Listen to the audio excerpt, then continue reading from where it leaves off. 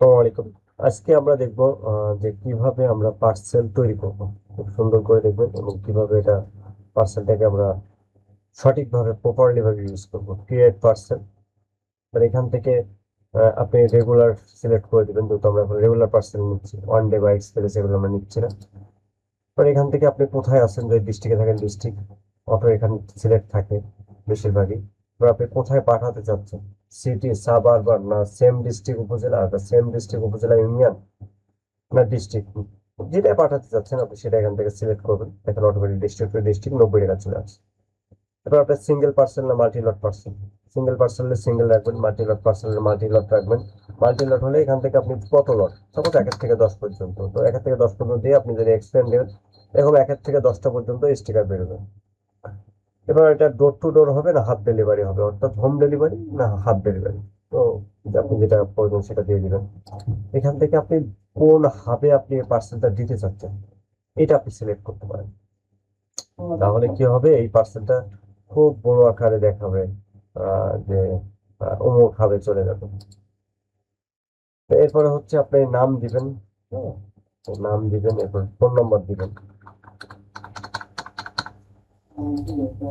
দেখেন এই already 7টা parcel create হয়েছে এই নম্বরে, কিন্তু সে একটাও রিসিভ করেনি। এখান থেকে হাই রিস্ক দেখাচ্ছে, যেহেতু এটা ডেমো সার্ভার। তো এরপরে হচ্ছে আমাদের ইনস্ট্রাকশনে কি করবেন আপনি, সাপোজ আপনি হাব থেকে পার্সেল ক্রিয়েট করতেছেন, তাহলে যে পাঠাচ্ছে তার নাম, তার ফোন নম্বর, তার আইডি কার্ডের নম্বর, এগুলো এখানে লিখে দিতে পারেন। এবং এই প্রোডাক্টটা কি তার বিস্তারিত আপনি চাইলে এখানে লিখে দিতে পারেন। তো এরপরে আসি আমাদের প্রোডাক্ট ভ্যালু, আপনি যে প্রোডাক্টটা পাঠাচ্ছেন তার ভ্যালু দিবেন, তাহলে প্রোডাক্টটা হারালে বা কোনো সমস্যা হলে এটা আমরা যাতে বুঝতে পারি। প্রোডাক্ট ভ্যালু অবশ্যই দিতে হবে, প্রোডাক্ট ভ্যালু না দিলে কোনো জরিমানা মানে এ করার কোনো অপশন নেই। কারণ তো প্রোডাক্টের দাম কত সে অনুযায়ী কিন্তু জরিমানাগুলো নিতে হবে। তো এরপর আপনার চুজ ফাইল, অর্থাৎ আপনি যে পার্সেলটা দিচ্ছেন এই পার্সেলটার যদি কোনো ছবি থাকে তাহলে এখান থেকে আপনি সেটা ছবি দিতে পারবেন। আপনার যদি পূর্বে কোনো এই পার্সেলটা ডেলিভারি দেওয়ার সময় কোনো যদি এক্সচেঞ্জ করতে হয় কোনো পার্সেল, সেই এক্সচেঞ্জের আইডি এখানে দিয়ে আবার আপনি সেই প্রোডাক্টটা ছবি দিতে পারেন, তাহলে রাইডার দেখে নিয়ে আসবেন যে আসলে আপনাকে সঠিক পার্সেলটা দিচ্ছি কিনা। এরপর আপনি এখান থেকে চাইলে কোনো মার্চেন্টকে সিলেক্ট করে দিতে পারেন, অর্থাৎ আপনি যদি কোনো মার্চেন্টকে সাথে কাজ করতে চান, কোনো মার্চেন্ট যদি বলে আমার এখন অর্ডার করার সময় নেই, আপনি অর্ডার করে দেন, তাহলে আপনি এখান থেকে যে কোনো মার্চেন্টকে আপনি সিলেক্ট করে তাকে দিয়ে আপনি তার আইডিতে অর্ডার করে দিতে পারেন। এটা এটা হচ্ছে সব থেকে সহজ অপশন একটা। এখান থেকে চাইলে আপনি যে কোনো মার্চেন্টকে আপনি চাইলে চেনা দিতে পারেন। তো আবার যদি চান না আমি মার্চেন্ট দিব না, তাহলে নো মার্চেন্ট, এটা হচ্ছে হাফ পার্সেন্ট। এবার এটা হচ্ছে প্যাকেজ, এখান থেকে চাইলে যে কোনো ক্যাটাগরি আপনি দিতে পারেন, যে পণ্য কোথায় যাবে, তারপরে এটা হচ্ছে কোন ডিভিশন, কোন জেলা, কোন উপজেলা, কোন ইউনিয়ন, সব কিছু আপনি এখান থেকে দিতে পারবেন। এবার আসে হচ্ছে আমাদের ভাড়া, এখান থেকে আপনি ভাড়া করতে পারেন, যেহেতু আপনার ডেলিভারি চার্জ ফার্স্ট কেজির জন্য 90 টাকা। তো এখন আপনাকে ওয়েট চার্জ ধরতে হবে, আপনার পার্সেলটার ওয়েট আছে কত কেজি, যেটা আমাদেরকে অবশ্যই এখানে দিতে হবে। যদি 10 কেজির উপরে যদি কোনো পার্সেল হয় তাহলে এখান থেকে রাইডার অ্যাসাইন টু করে দিতে হবে। 2 নম্বর রাইডার দিয়ে এটা রিসিভ করতে হবে। তো 2 নম্বর রাইডার অপশন আপনার মধ্যে আমরা দেখাই দেবো যে কিভাবে 2 নম্বর রাইডার দিয়ে এটা রিসিভ করতে হবে। তো এখান থেকে যদি আপনি 9 কেজি দেন বা এর থেকে আরো বেশি দেন, তাহলে দেখেন অটোমেটিক্যালি এখানে 80 টাকা যোগ হয়ে গেছে, অর্থাৎ প্রথম কেজির জন্য সে 90 টাকা নিচ্ছে, আর 8 কেজির জন্য সে 80 টাকা নিয়ে নিচ্ছে।